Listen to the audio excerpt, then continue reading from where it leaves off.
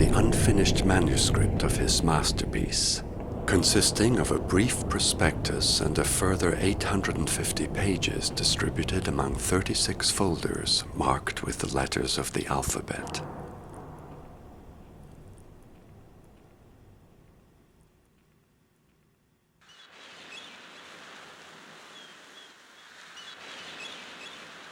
J'ai vu la concubine de l'hémoglobine balancer des rafales de balles normales et faire des victimes dans les rangs des descendants d'Adam. C'est accablant, troublant, ce ne sont pas des balles à blanc. On envoie des pigeons défendre la colombe qui avance comme des pions, défendre des bombes. Le dormeur du Val ne dort pas, il est mort et son corps est rigide et froid. J'ai vu la concubine de l'hémoglobine chez le Viet Minh au Vietnam sous forme de mine et de napalm, parce que la science nous balance sa science. Science sans conscience égale science de l'inconscience. Elle se fout du progrès mais souhaite la progression de tous les processus qui mènent à l'élimination.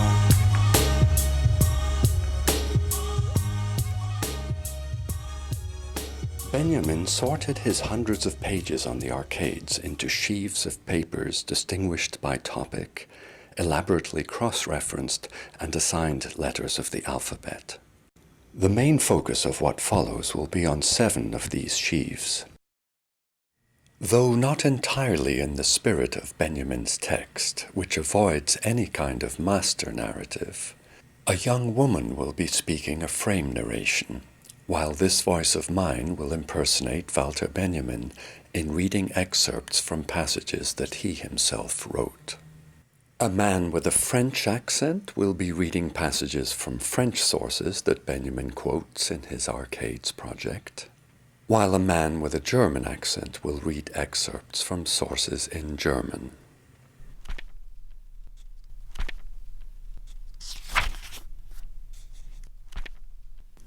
These arcades, a recent invention of industrial luxury, are glass-roofed, marble-paneled corridors running through entire blocks of buildings, whose owners have joined together for such speculative enterprises.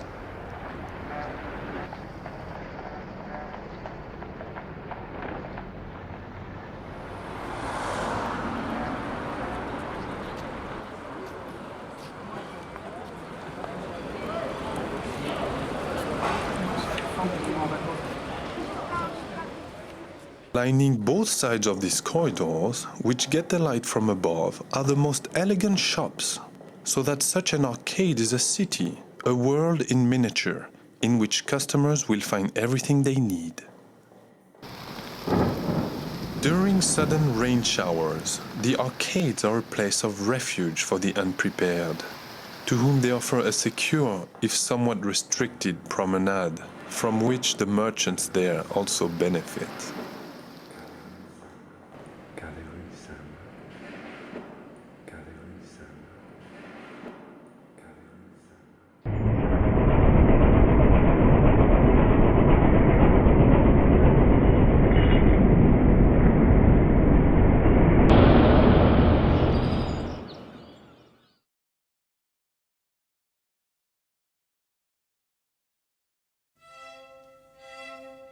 The earliest prototypes of the arcades in Paris were the wooden Galeries de Bois in the Palais Royal, which date from the mid-1780s. The Palais Royal was also the place of work for many prostitutes, or filles publiques. One should expressly prohibit the opening of shops and boutiques where the filles publiques set up as milliners, seamstresses, sellers of perfume and the like. All such shops are to be found in the arcades.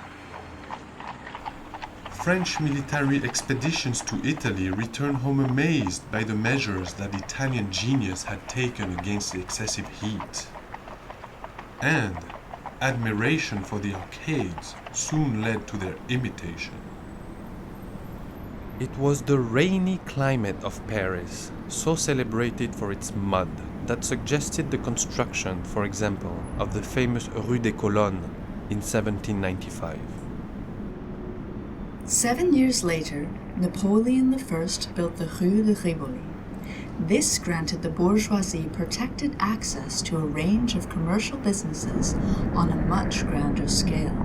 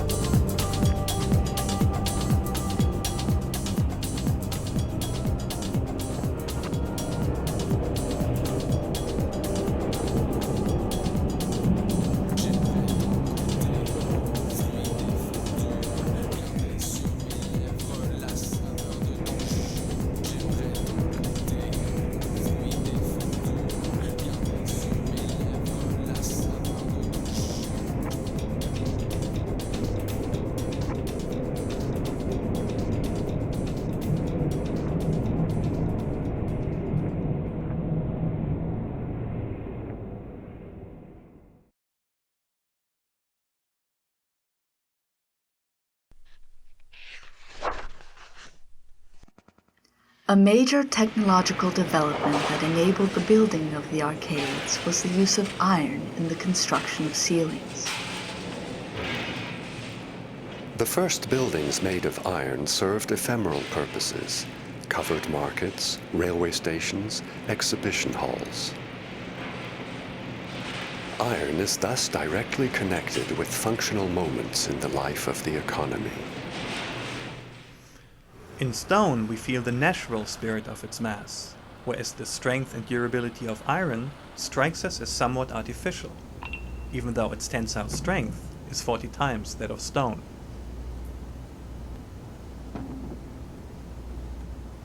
And so, in comparison with traditional building materials, iron tended at first to arouse suspicion, precisely because it was not immediately furnished by nature, but rather had to be artificially produced.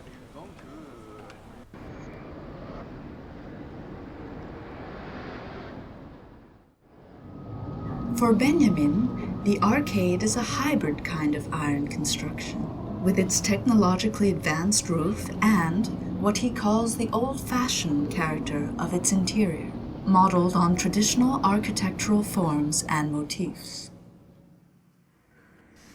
Construction in iron will raise the ceiling systems of the coming era as far above those of the Hellenic and medieval eras as the vaulted ceiling system of the Middle Ages rose above the monolithic stone lintel system of the ancient world.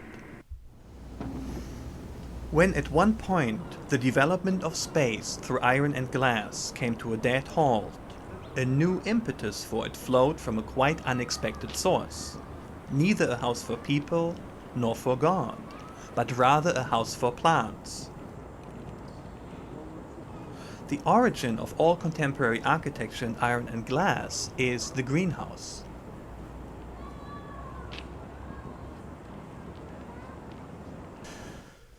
Iron construction has given us a series of buildings, of which the great reading room of the Bibliothèque Nationale by Henri Labrouste, dating from 1868, is the first and one of the best examples.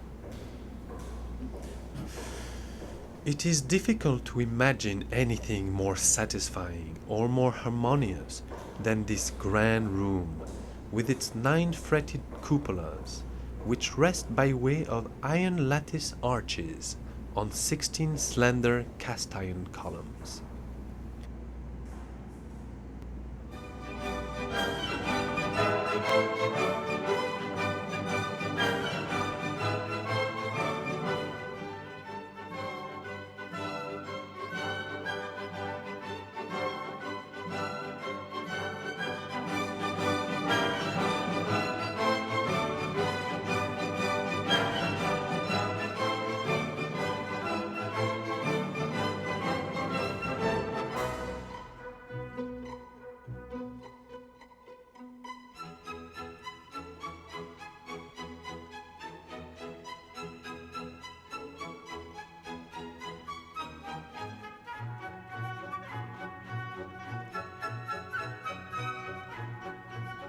World exhibitions are centers of pilgrimage to the commodity fetish, just as the arcades are temples of commodity capital. Like the arcades, the world exhibitions of the 1850s celebrated construction in the new medium of iron. When used in conjunction with glass, iron frameworks were capable of enclosing vaster spaces than ever before. World exhibitions also idealize the exchange value of the commodity. They create a framework in which its use value is relegated to a secondary position. Both exhibitions and arcades thus grant access to a phantasmagoria into which the human being enters in order to be distracted.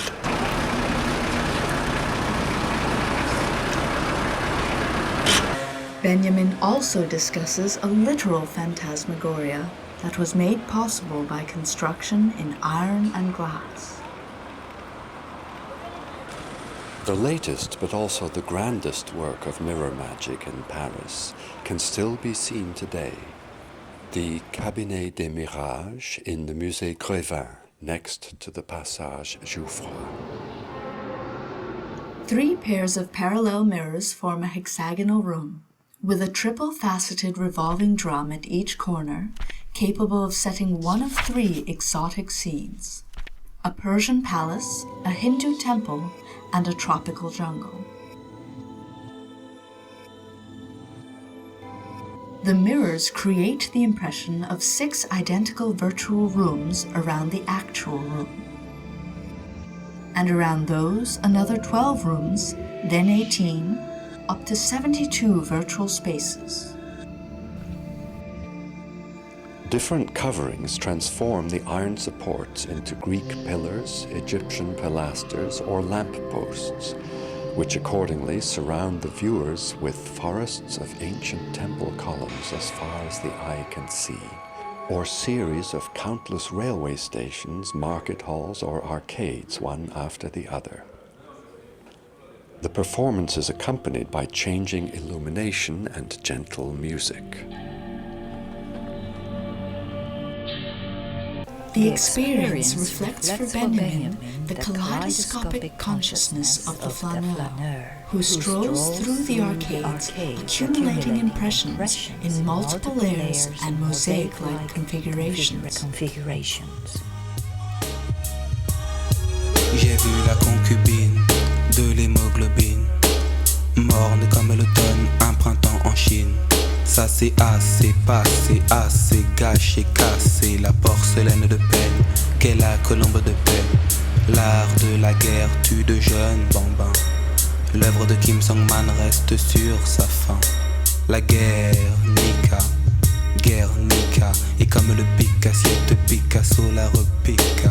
J'ai vu la concubine de l'hémoglobine en campagne électorale dans mes magazines. Jovial mais bancal, le politicien s'installe. Comme le dit Ayam, c'est un hold-up mental. Je les dose avec le prose combat. Pose avec le mic est devenu ma tenue de combat. J'aime la politique quand elle a assez de vocation pour lutter contre les processus qui mènent à l'élimination.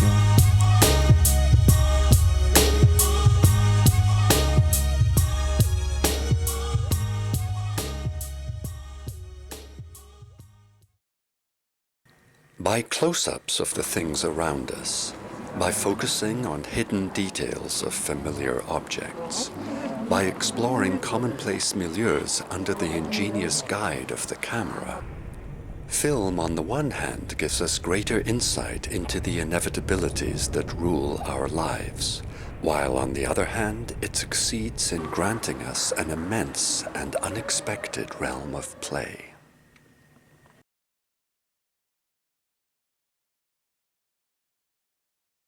Until 1870, the carriages ruled the streets. On the narrow pavements, the pedestrians were extremely cramped, and so strolling, or flânerie, took place primarily in the arcades, which offered protection from bad weather and the traffic. The first glass-covered arcade outside the Palais Royal was the Passage du Caire, the Cairo arcade. It opened in 1799, the year Napoleon returned from his successful campaign in Egypt. The bazaars or souks of the Middle East, where the merchandise glows softly in filtered sunlight, were important influences on the formative stages of the arcades. The main business of the Passage du Caire used to be lithographic printing, and before improvements were made, it was necessary whenever it was raining to keep one's umbrella up in its arcades, which in several places lacked glass covering. Among the arcades housing shops that fashion made prosperous, the most famous was the Passage des Panoramas, which flourished from 1823 to 1831.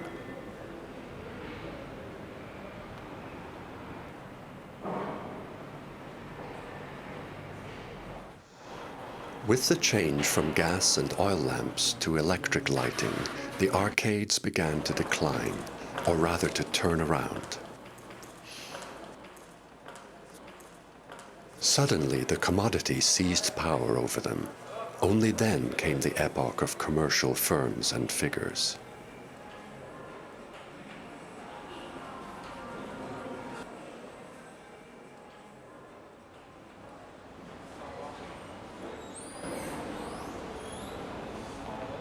Along with this, expectations that the arcades would continue to provide a special form of civic space for human interaction gradually began to fade. Commerce and traffic are the two components of the street. Now, in the arcades, the latter has almost died out. The traffic there is rudimentary. The arcade is only a street of lascivious commerce, devoted to the sole purpose of arousing desires. With the arcades, the most important element is the roof. Even the root of the word hall comes from this. They are a covered, built over space, rather than being enclosed or built around. The side walls are, as it were, concealed.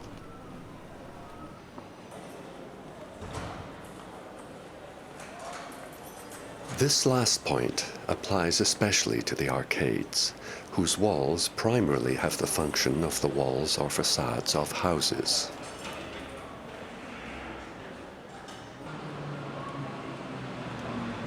In this version of the vaulted Baroque hall, the drive for height still reigns, the upward-reaching ecstasy that jubilates in ceiling frescoes. It is also the case that something sacral, a vestige of the church nave, remains in this row of wares that is the arcade.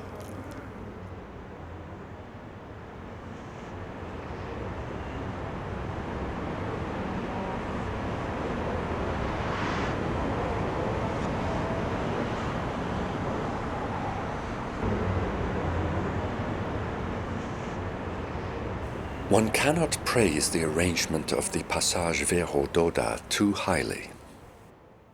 The purity of its lines and the brilliant and picturesque effect produced by the globes that provide the gas lighting, which are placed between the capitals of the two double pilasters that border each of the shops and are furnished with reflecting mirrors. Here, the Paris arcades are regarded as if they were possessions in the hands of a collector. The collector basically lives a piece of dream life in which the rhythm of perceiving and experiencing is altered in such a way that everything, even what is apparently most neutral, strikes us and concerns us. In order to understand the arcades from the ground up, we submerge them into the deepest stratum of the dream. Miroir, miroir sur le mur, dis-moi que je suis le plus pur, que j'atteindrai mes buts futurs. Je lève ma main droite et dis je le jure. De la presqu'île à l'archipel, d'Indonésie l'archibel, zigzag de l'Aisée vers l'Asie avec ses asas, mes zen comme Zazie. Perfect, bois de tech, comme on l'entend dans les discothèques. Je cherche une fille douce comme Java. Y a-t-il quelqu'un qui pense à moi?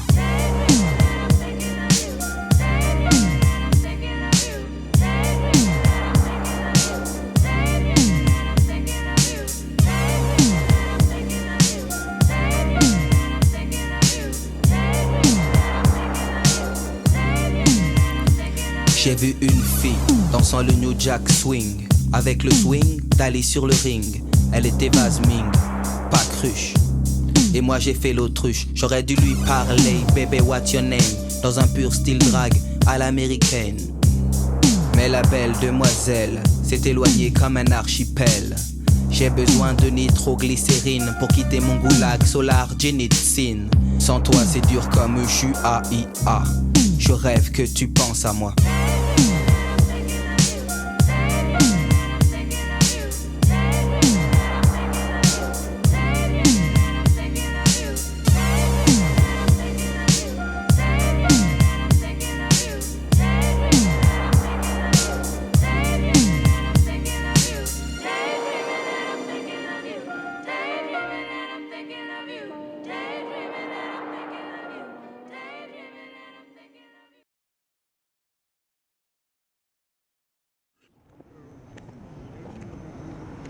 At one time, there were over 150 arcades open in Paris, but they began to disappear in the middle of the 19th century, and there are only 20 or so left today.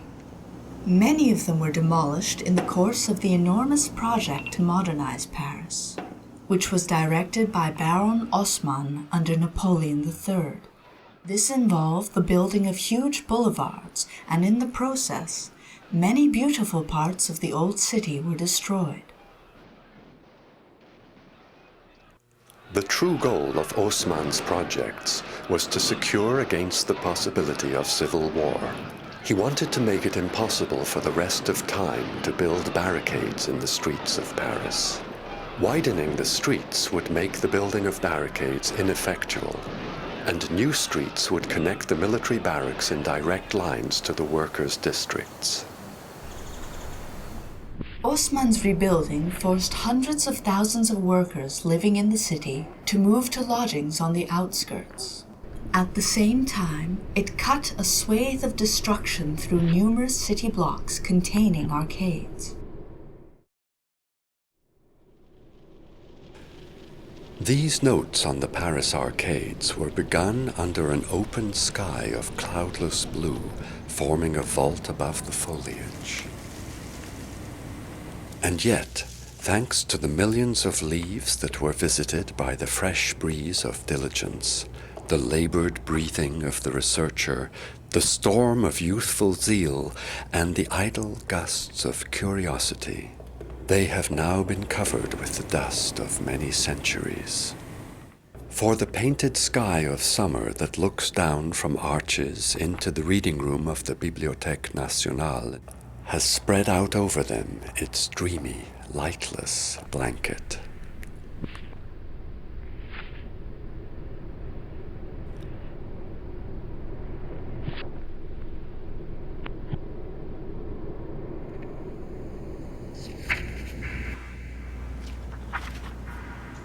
The painted foliage on the ceilings of the Salle La Proust.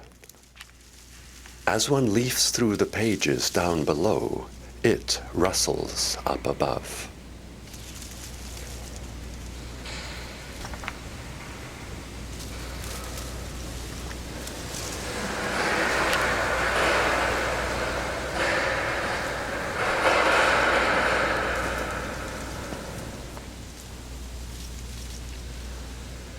My method here, literary montage.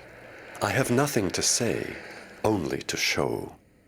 But the rags, the rubbish, I do not want to make an inventory of them, but rather let them come into their own by using them.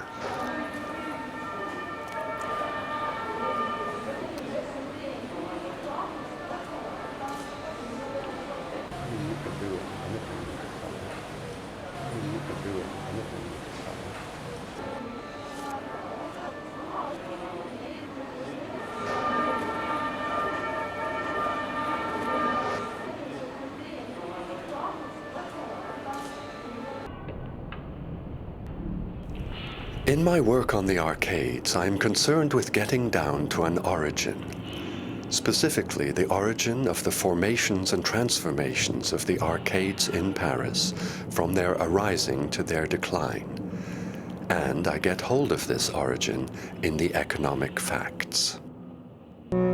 This presentation of history is a matter of awakening from the 19th century. There are deep correspondences that come into play between the world of modern technology and the archaic symbol world of mythology. Initially, of course, what is technologically new appears to be just that. But the activation of childhood memory binds the accomplishments of technology back to the ancient symbol worlds, and does so in the aura of the habitual.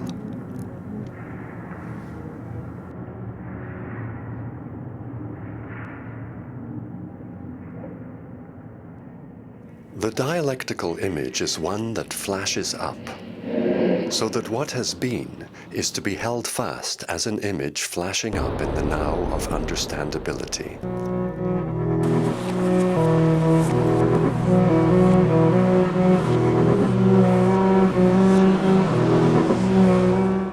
It may be supposed that in the typical Jugendstil line, conjoined in imaginative montage, nerve and electrical wire not infrequently come together, and in particular that the vegetal nervous system mediates between the worlds of organism and technology.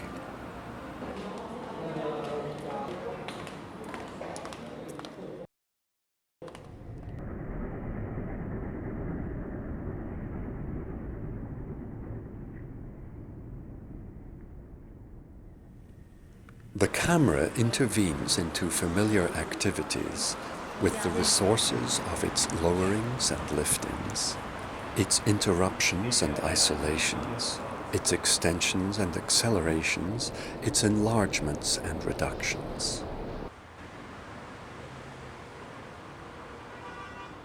It introduces us to unconscious optics, as psychoanalysis does to unconscious drives and impulses.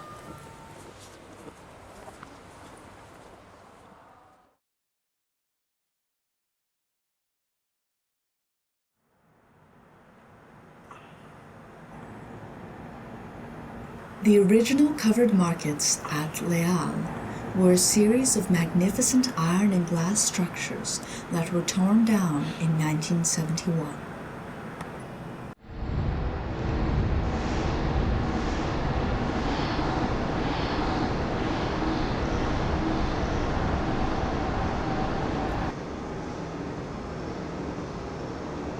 The Forum Leal, which replaced them, is an utterly soulless shopping center that is now itself slated for demolition after only 35 years.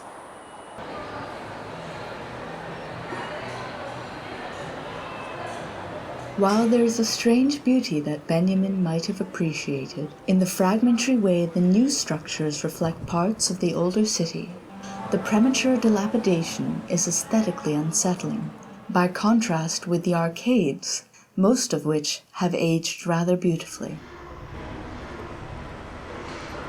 The newest arcade in Paris is on the Rue Marché Saint-Honoré. While the structure is dazzling in its allusions to the roofs of the original arcades, the massive scale means there is none of the intimate atmosphere of the older constructions. Such an ambiance was exemplified in the elegant and well-situated Galerie de la Madeleine, though the place is nowadays relatively uncrowded. But this arcade houses the shop with the most fascinating windows, owned by, quite appropriately, a tailor by the name of Benjamin. By contrast, in a less affluent part of town, the Passage Pradi and the Passage du Prado are two of the busiest arcades in the city. In the latter case, the bustle of life comes from the African hairdressers, Middle Eastern tea rooms, and Indian groceries that do a thriving business beneath its bizarre-looking girders. The present owners of the Passage Pradi come from India and Pakistan. Here, restaurants predominate, though there is again the occasional barber shop and grocery. Yet in spite of its cluttered appearance, The place is always vibrant with life.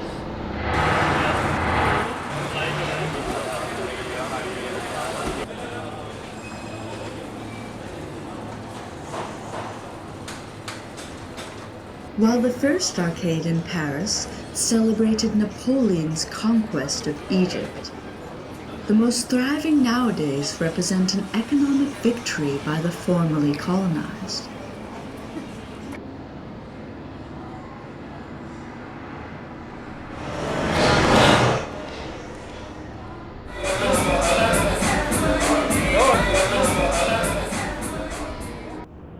Intervenes into familiar.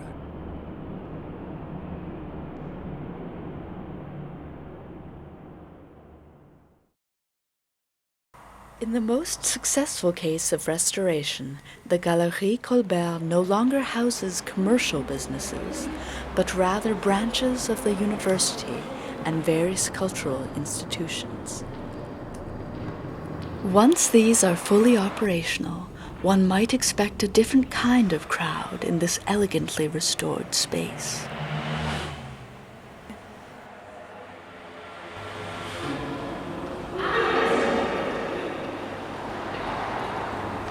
With the close-up, space is extended. With slow motion, movement.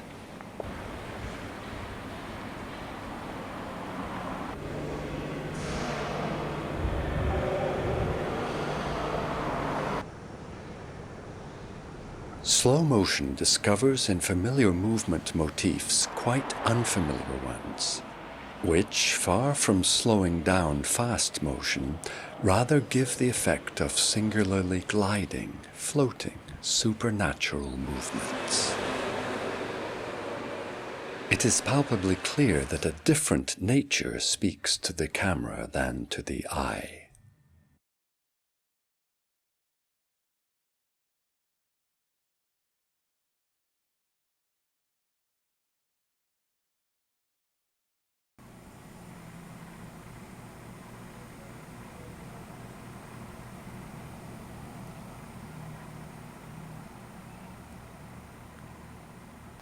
Our waking existence is a land where, at certain hidden points, as in ancient Greece, paths lead down to the underworld. A land full of inconspicuous places from which dreams emerge. In daylight, the labyrinth of urban houses is like consciousness. The arcades, which are galleries that lead into the city's past, issue unnoticed onto the streets. The physiognomy of the arcade comes up in Baudelaire, in a sentence at the beginning of Le Joueur Généreux.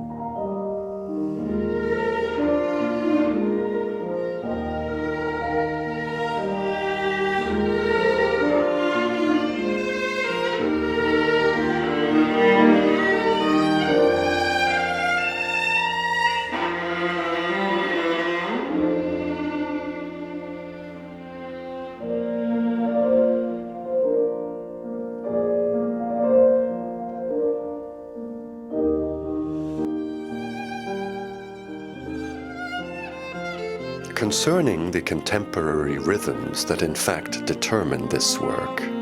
Very characteristic is the counterplay in the cinema between the abruptly episodic sequence of the images, which satisfies this generation's deepest need to see the flow of development disavowed, and the gliding musical accompaniment.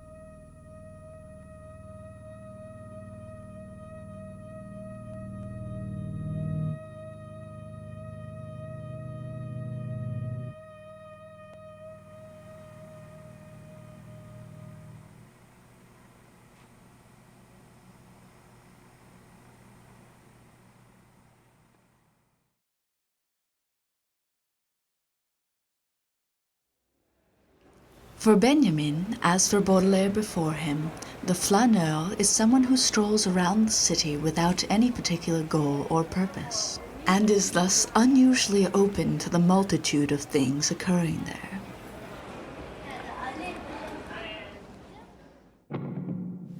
The sense of mystery, the secret of which we have learned from Leonardo da Vinci, comes from always remaining in the equivocal, in double and triple perspectives, in suspicions of perspectives, images within images, forms that come into being in accordance with the mental state of the viewer.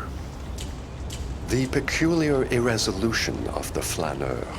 One of Schiller's elegies speaks of the butterfly's hesitant wing. This refers to the same association of elation with the feeling of doubt that is so characteristic of hashish intoxication. The pleasure of being in a crowd is a mysterious expression of the sensual joy in the multiplication of numbers. There is number in everything. Intoxication is a number. The religious intoxication of large cities. The dread of doors that won't close is something that everyone knows from dreams, or rather of doors that seem to be closed without being so.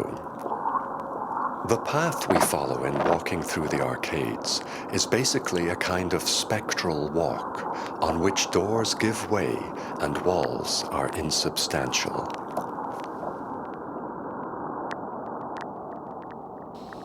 The perfect flaneur is like a mirror as vast as the crowd itself, or a kaleidoscope endowed with consciousness, which with each one of its movements represents the multiplicity of life and the dynamic grace of all life's elements.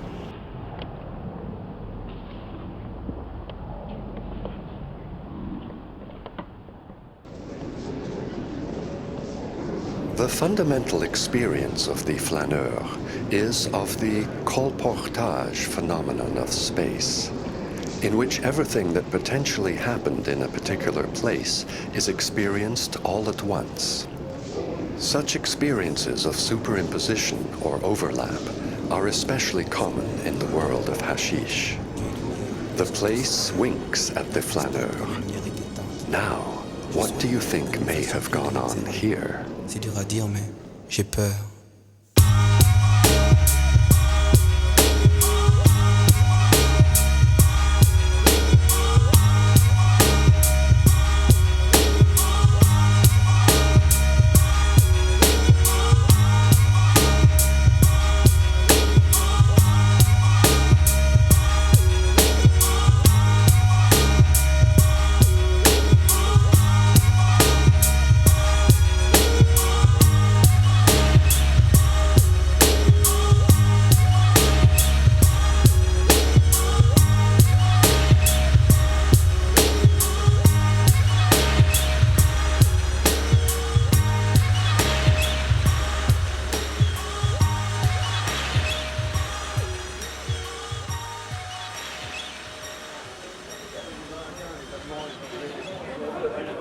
One can assume that the crowd, as it appears in Edgar Allan Poe, with its hurried and spasmodic movements, is realistically depicted.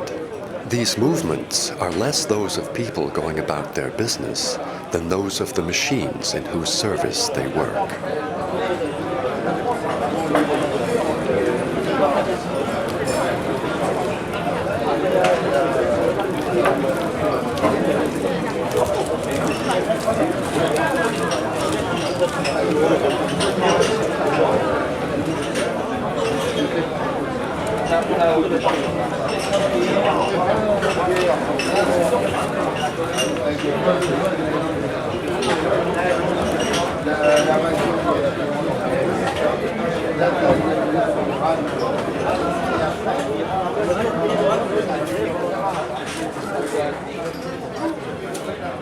Maxim of the flaneur.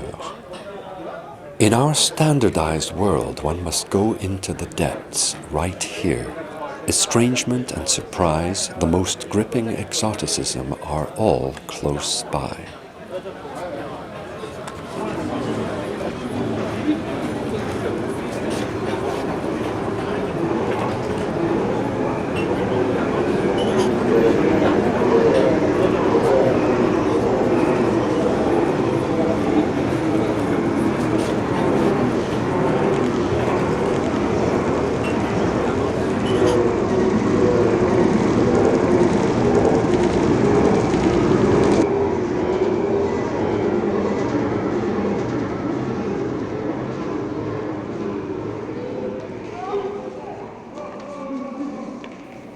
In watching a film, no sooner has the viewer's eye grasped a scene than it has already changed. It cannot be arrested. One's process of association when viewing filmic images is interrupted by their constant change. This constitutes the shock effect of the film, which, like all shocks, can be absorbed by heightened presence of mind.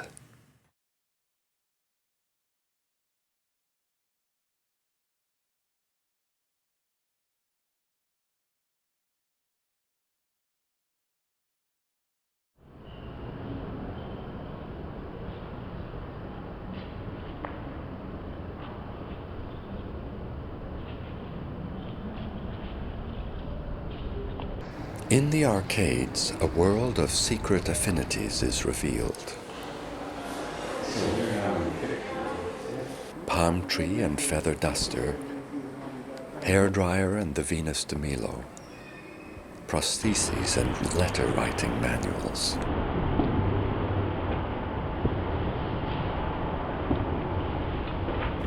The items on display are a rebus. How is one to read the bird's food in the fixative pan, flower seeds beside the binoculars, the broken-off screw on the musical score, and the revolver above the goldfish bowl? There is an oppressive magic that is worked by the alluring walls of mirrors in the arcades, which invite us into seductive bazaars.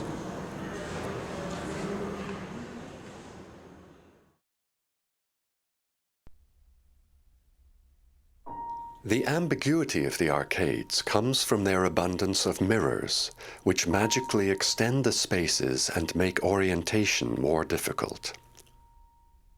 This mirror world keeps blinking. It is always this one and never nothing, from which another one immediately emerges.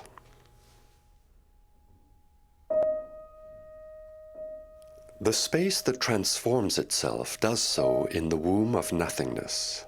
In the dark and dismal mirrors, things exchange mute glances with nothingness.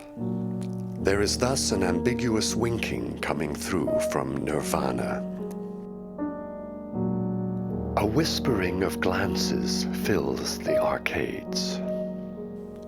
There is no thing here that does not, when one least suspects, open a quick eye and blink it shut. But if one looks more closely, it has disappeared.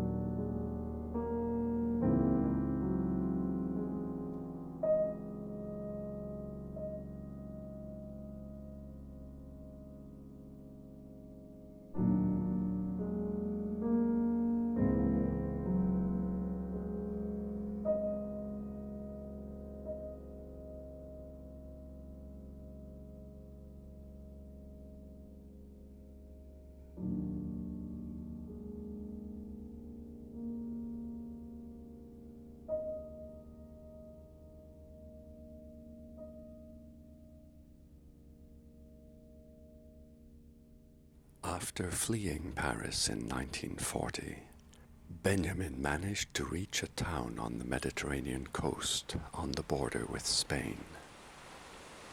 But the authorities refused to let him cross and threatened to hand him over to the Nazis if he did not immediately return to Paris.